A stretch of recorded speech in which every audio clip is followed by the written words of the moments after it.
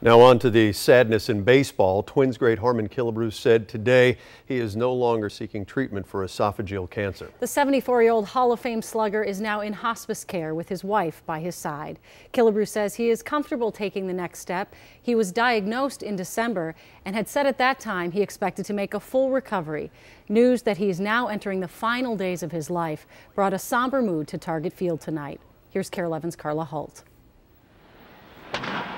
Decades have passed since Harmon Killebrew last swung his bat for the Minnesota Twins. A real icon. Today it may as well have been just days. To see him play was really something. Before the Twins game tonight, fans strolled by the Killebrew statue, snapping a photo and remembering when they saw the killer at bat. He was a big slugger, and he was well known, and he had a great personality. A player who bridged the generations from a father who's as old as the team itself. He was the Twin when I was growing up. To a son who 13 years ago posed in a picture with the Twins great. He held him and let me take a picture of him, and he was a couple weeks old. And just when you realize Killebrew couldn't be more loved by the fans, Kind of an inspiration. you hear from those who knew him well. Just like I said, iconic figure that was bigger than Paul Bunyan in the state of Minnesota. As a boy, Kent Herbeck recalls watching Killebrew in his prime. It sat in the stands many times as a kid. And while Herbeck may have loved the player, he loves the man more. What a great man and what a great friend and what a great person he was. I never heard him say a bad thing about anybody. Character that could translate to even those he's never met.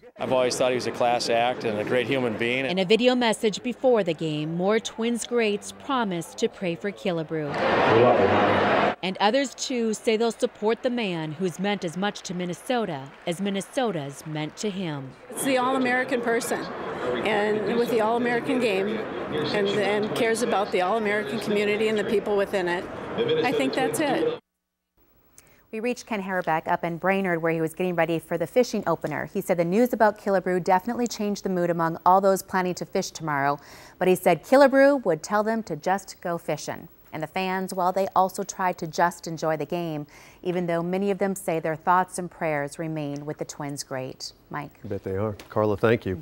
And those who played with Killebrew certainly taking the news very hard. They're obviously quite saddened. That hurt me worse, hit me hard. But still, we got a hope, because I know some people who gone to the hospital and come out from there. I talked to him a couple days ago, and of course, he's going through a lot right now. He's hurting. Bert Bly, living there, is going to be inducted into the Hall of Fame this summer. He was hoping Killebrew would be there for that ceremony, but he says Killebrew will be there in spirit. Killebrew will always be remembered at the Mall of America. That's where the old Met Stadium used to sit. A red painted seat from the Met is located at the exact location and elevation of the landing spot of Killebrew's 520-foot home run back in 1967. It was the longest home run ever hit at the Met.